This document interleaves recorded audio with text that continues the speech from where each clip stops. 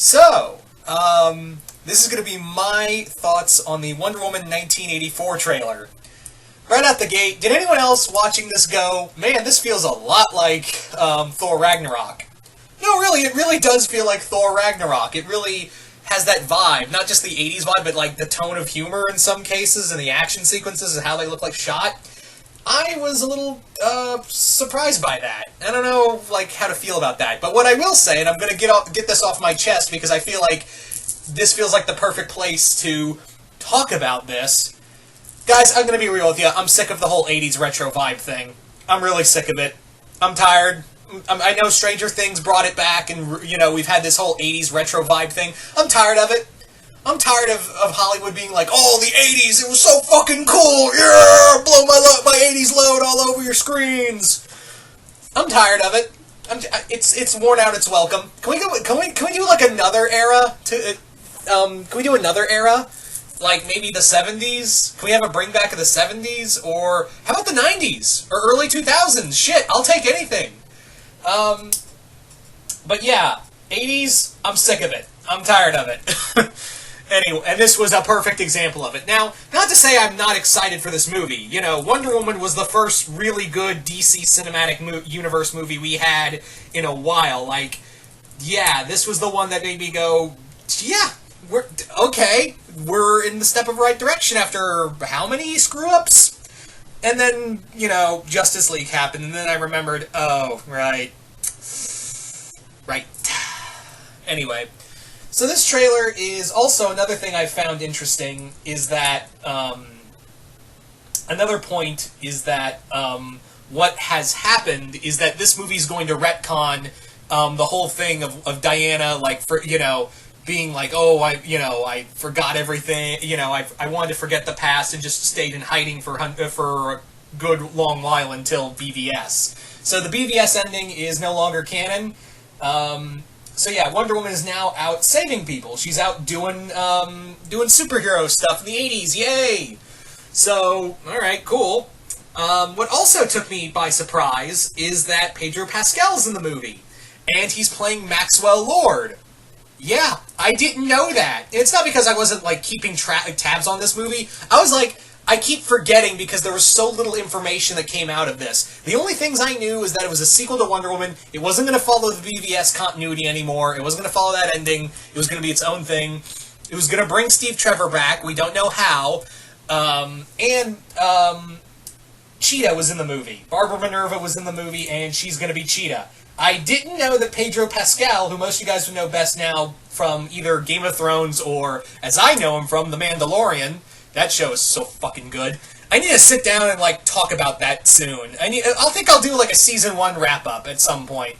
But anyway, yeah, The Mandalorian, fucking great. It's totally worth Disney+.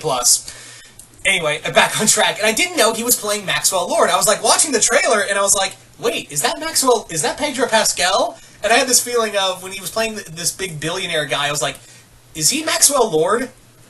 Holy shit, he's Maxwell Lord. If you don't know who Maxwell Lord is, that's fine. Maxwell Lord was a character who initially was an ally to the Justice League for the longest time, and then during Infinite Crisis by Jeff Johns, it turned out he was a villain, shot Ted Kord in the head, killed him, and mind-controlled Superman to attack the world. I'm paraphrasing, of course, but there's a lot to take in with Infinite Crisis, and it led to the event of Wonder Woman snapping Maxwell Lord's neck. So, maybe, like, I got a feeling that, I have a feeling, I'm wondering if they'll actually have, Maxwell Lord go the route of the movie Lord, go out the way comic book Lord did. So, yeah. Also, it's weird that we're making Maxwell Lord a Wonder Woman villain, even though he was a Justice League ally. He was more like during Infinite Crisis, which made no goddamn sense, because as much as I like Jeff Johns, he's done some stuff that made me go, I don't like that. Because looking back at like old Justice League of America comics, you look back at that stuff and go, it was really cool, and Maxwell Lord's a really cool supporting character. Why the fuck did you make him a bad guy, Johns?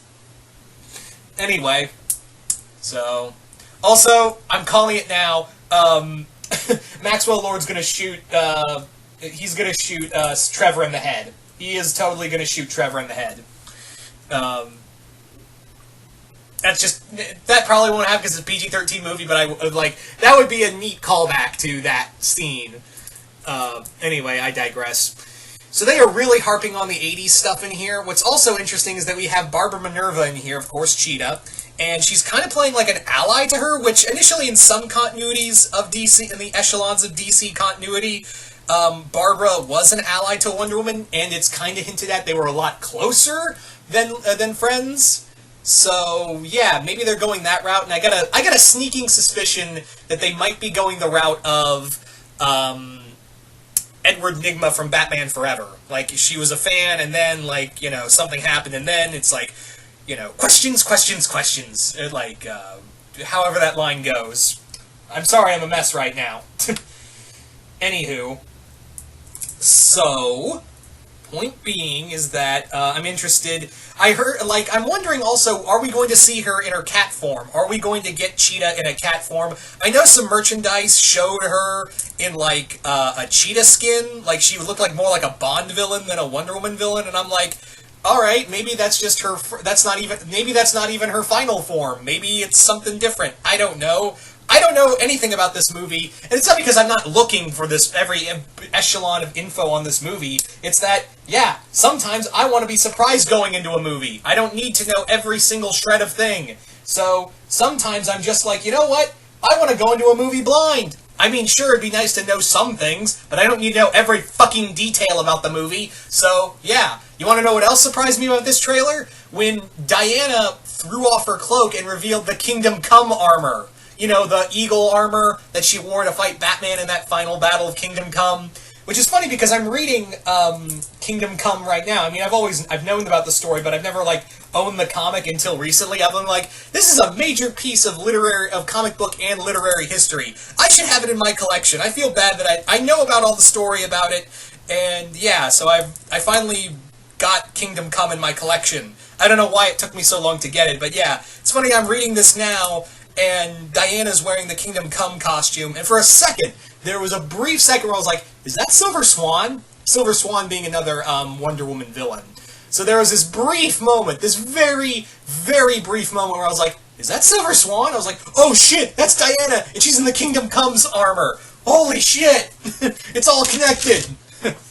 Also, side note, I am also going to add that if you watch that scene in the trailer of Diana swinging from one lightning bolt to another lightning bolt, swinging from lightning bolt to lightning bolt during the trailer, if you weren't watching that scene and thinking Metallica's Ride the Lightning, I don't know what to do with you. I really don't. If you weren't thinking Ride the Lightning in that scene, I don't know what to do with you. I don't know what to say to you, honestly. I really don't. I got nothing. Anyway, so, where was I going with this? Yeah, it looks good. I'm not 100% behind the humor. Like, so there were just some humor moments where I was like, that's a little too Thor Ragnarok. And I've changed my opinion on... I never really, like, hated Thor Ragnarok, but I always felt the humor was a little much at points. So I'm hoping, like, that's not the case here. I saw Thor Ragnarok, and it was good, you know. I wouldn't say it's one of my favorite Marvel movies. I do have an appreciation for it, but I will say that I don't want to see another, like, I don't want to see DC's Thor Ragnarok. There's already a Ragnarok movie. I don't need another one on a DC side. So hopefully the humor in this trailer is a little more, this movie is a little more balanced, but there's just some humor in this trailer that made me go, sure, whatever, fine, fucking whatever takes it to fight the mouse, right, Warner Brothers? What I'm really hoping for now is a Kong vs. Godzilla trailer. And I've heard whispers that maybe that will be a thing sometime this week, because there was a brief clip, which I did get to see, like a brief 2-second clip of Kong and Godzilla fighting at some convention. Someone leaked, like, the image of Kong and Godzilla squaring up to fight. And that maybe gives me hope that maybe we'll get, like, a teaser, but I doubt it. I'm not holding my breath or anything for it. I'm really not. But all in all, this trailer was really good, aside from the awkward humor, and I don't know what else to think about it. So yeah, anyway. All I'm going to say is, looks cool. I'm definitely more excited for Wonder Woman 1984 than I am Birds of Prey. There's nothing that movie can do at this point that can make me excited for Birds of Prey. And it's not because, oh, it's an all-woman team. No, it looks like Suicide Squad all over again. It looks like it looks like an early DC movie. Like, they didn't learn anything, but whatever. Anyway, so you guys tell me in the comments below, what did you guys think of Wonder Woman 1984? Did you guys like it, hate it? Comment below, let me know, and once again, hope you all enjoyed this, and I'm out.